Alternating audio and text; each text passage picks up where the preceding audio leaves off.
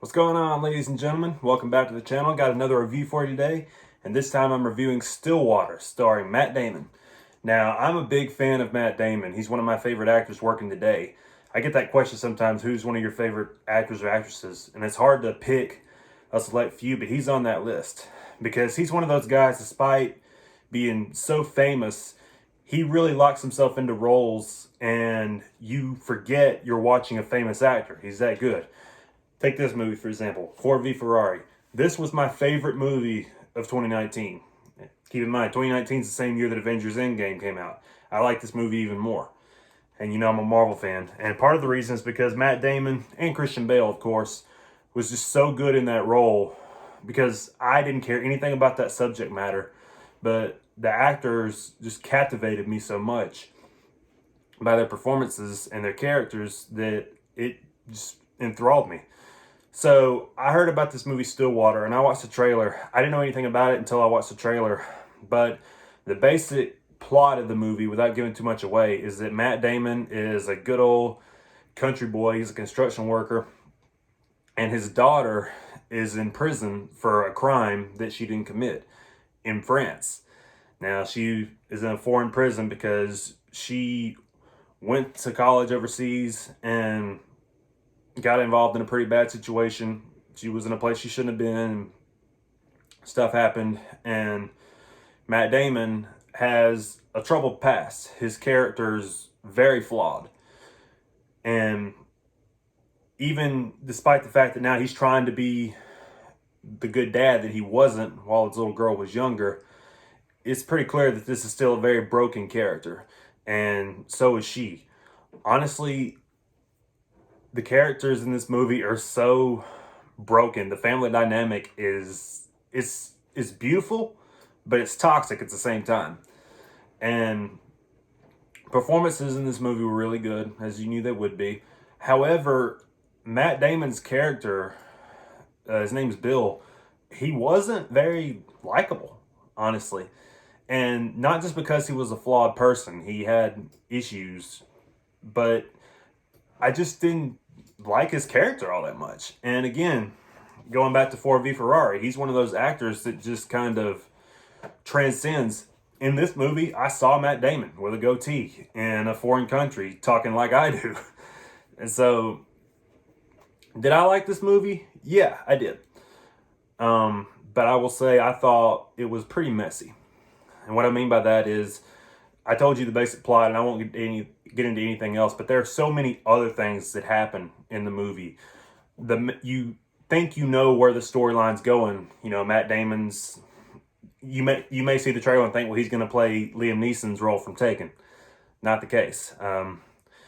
There are a lot of different things that happen, and honestly, some of them felt a little out of place.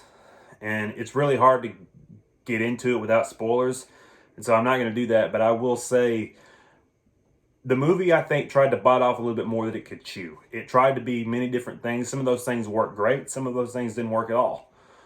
One thing I will say, it's a very touching relationship. Matt Damon meets this lady and her daughter, and they grow close, and it's a beautiful relationship. It's almost like he's trying to redo his past and be the good dad that he failed to be with his own daughter. And speaking of her, again, I told you their relationship was toxic because they're broken characters, and they know that. They're broken people. You know, sort of a running theme is like, hey, I'm just the person that I've messed everything up in life. And they're both like that to an extent. But I will say, there are several twists and turns, and some of them you can see coming. Some of them you can't, including one in particular. I really want to talk about it, but I won't, in case anybody really wants to see the movie.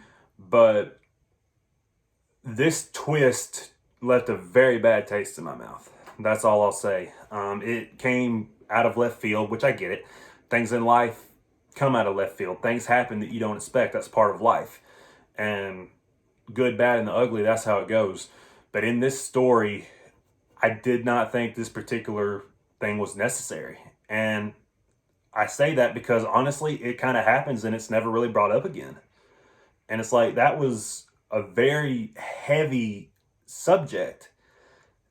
And it was intense, but you didn't do anything with it. And again, I know I'm being very vague, but if you see the movie, you'll know what I'm talking about. I see these movies and I soak it all in. This is not a bad movie. It's a good movie. Should you take your kids to see it? It's rated R, so I mean, naturally not.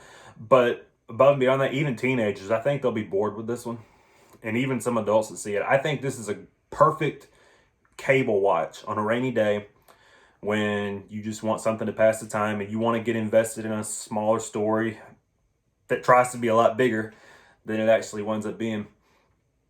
I do think it's a fresh film though, so I'm going to give it a 6.9 out of 10. I wanted to get it to 7, but I just can't quite get it there. But it's not bad enough to be unfresh. Rotten is the word, not unfresh. That makes no sense. But I am looking forward to later in the year, at the end of the year, doing something that a lot of the YouTubers that I've watched and admired do. I plan to make a top 10 best movies of the year list and a top 10 worst movies of the year list. This one won't be on either list. It won't be one of my top 10 best, but it also certainly won't be one of my top 10 worst. Movies, it's okay. You know, that's the best way to say it. It's okay. It's one of those, when I look back on all the movies I've seen this year, and I've seen a bunch, this is just going to be one that I don't think I remember. And I will say that's kind of disappointing because, again, the trailer locked me in. And a lot of what you see in the trailer you get. But it's one of those, this is the summer season. There are so many movies coming out right now. This one, you could probably skip it. I'm just being real with you. But anyway, thanks again for watching. I'm trying to see all these summer movies, but it's just hard. You know, I'm a new dad, and that's one more thing too. I meant to talk about this earlier. As a parent watching this movie, I will say it really inspired me as a dad to try and do things right. But I also need to say this too, to families out there, to parents that have maybe dealt with some traumatic things involving your kids. There will be some things in this movie that could be quite upsetting. And just want you to know that going into it. I can't really, again, I know that's vague, but just know that going in. If you are not in the best place with your kids, this might be a tough watch for you. But again, this paints real life, and this kind of stuff happens. But again, I enjoyed the movie, but I'll probably never watch it again. So anyway, trying to catch all these summer movies, it's really hard to do. Working 2 full-time jobs, being a husband, being a dad. But I do what I can, you know. And one last little plug, and I'm obviously not sponsored by them because I have like 20-something subscribers. Thank you, by the way. If you're watching this and you're not one of those, please subscribe. You know, it means a lot to me. But you may ask, how do I see all these movies? You po. Yes, I am. The reason I'm able to see all these movies is because I have a Regal theater in my town, and I do the Regal Unlimited pass. What that means is basically like Netflix for the theater. You pay a premium rate. There are plans that start at $18. They go up to $20, $21, something like that. And you get essentially unlimited movies in the theater. You can see the same film more than once. You get multiple films a day if you want. It's kind of like Movie Pass, but legit, because, you know, they're out of business because they were dirty.